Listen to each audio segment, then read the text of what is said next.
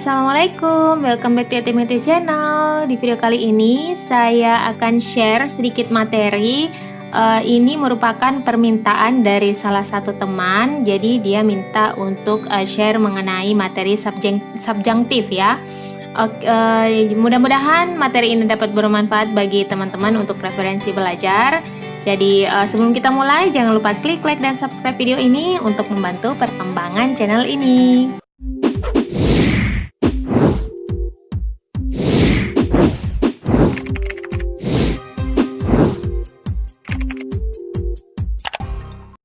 Well teman-teman, jadi di video kali ini saya akan sedikit share mengenai materi subjunctive. Jadi subjunctive dalam bahasa Inggris adalah bentuk sederhana dari verb ketika digunakan setelah beberapa kata kerja. Verb itu maksudnya kata kerja ya, beberapa kata kerja yang mengindikasi seseorang yang lain untuk melakukan sesuatu. Jadi ada beberapa kata kerja atau kata yang menunjukkan seseorang ingin yang lain itu melakukan sesuatu, yaitu dinamakan dengan subjunctive. Jadi dalam kalimat subjunctive itu ada kata that yang harus selalu muncul dalam kalimat subjunctive tersebut. Nah, kata-kata kerja berikut digunakan dalam bentuk subjunctive yang berisi nasihat atau saran. Jadi biasanya untuk subjunctive itu lebih spesifik ke nasihat atau saran. Jadi ini beberapa verbnya ya, kata kerjanya. Jadi ada advise, kemudian ask, kemudian command, kemudian decree, demand, insist, memaksa, move, bergerak, order, menyuruh, kemudian prefer, propose, recommend, request, require, stipulate, suggest, and urge ya. Untuk rumusnya ini kalau kita pakai kata kerja, jadi ada subject, kemudian verb. Verbnya itu any tenses, maksudnya verb yang ini ya, yang semua ini. Jadi dia pakai tenses manapun, begitu maksudnya. Kemudian diikuti oleh kata that ya. Setelah diikuti kata that, kemudian diikuti oleh subjek dan diikuti oleh verb. Harusnya di sini tambah ya. Setelah subjek kemudian diikuti kata kerja. Kata kerjanya itu harus dalam bentuk simple form atau dalam bentuk kata kerja pertama ya. Meskipun subjeknya biasanya kan kalau dalam present tense itu subjeknya ditambah s ya. Kalau misalnya dia berupa she, he, it subjeknya ya. Nah, kalau dalam kalimat subjunctive itu even subjeknya adalah she, he, it, setelah kata that kemudian diikuti subjek itu kembali ke simple form, artinya kembali ke kata kerja pertama. Oke, let's see the example, contohnya ya. Nah, di sini ada contoh, the judge insisted that the jury return a verdict immediately ya. Di sini insisted ini verb 2 ya, makanya tadi mengapa rumusnya dibilang any tenses ya. The judge subject, kemudian insisted that the jury. Nah, di sini subjeknya. Nah, di sini return kembali ke simple form, bentuk pertama. Oke, next, the doctor suggested. Nah, ini juga berbentuk past tense. The doctor suggested that his patient stop. Nah, kembali. Di sini kan his patient ini berupa subjek singular. Kalau dalam present tense itu pakai s di sini ya, tetapi kalau dalam kalimat subjunctive itu kembali ke simple form, kembali ke verb yang pertama. Oke, yang terakhir, we propose that he take a vacation. Ya. Jadi we propose that ini bentuk past juga, kemudian he take a vacation, kembali ke simple form ya. Oke.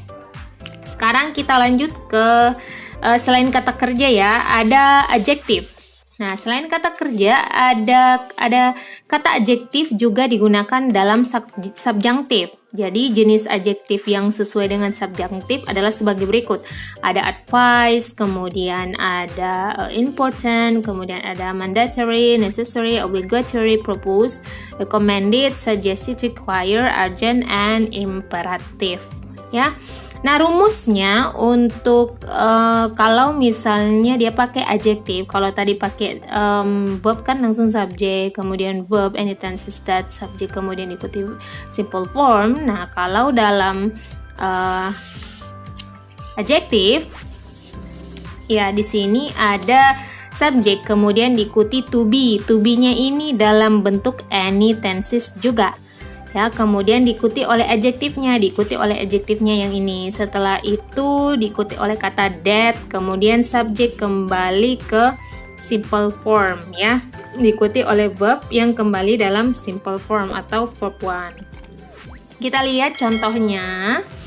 Contohnya di sini, it is necessary that he find the book. Jadi ya, di sini it is. Is-nya ini berbentuk atau to be-nya ini berbentuk present ya. Tenses-nya present. Nah, kemudian diikuti that, kata that, kemudian kembali he find kembali ke simple form. Sama it was urgent that she leave at once. Ya, di sini kembali juga ke verb yang pertama.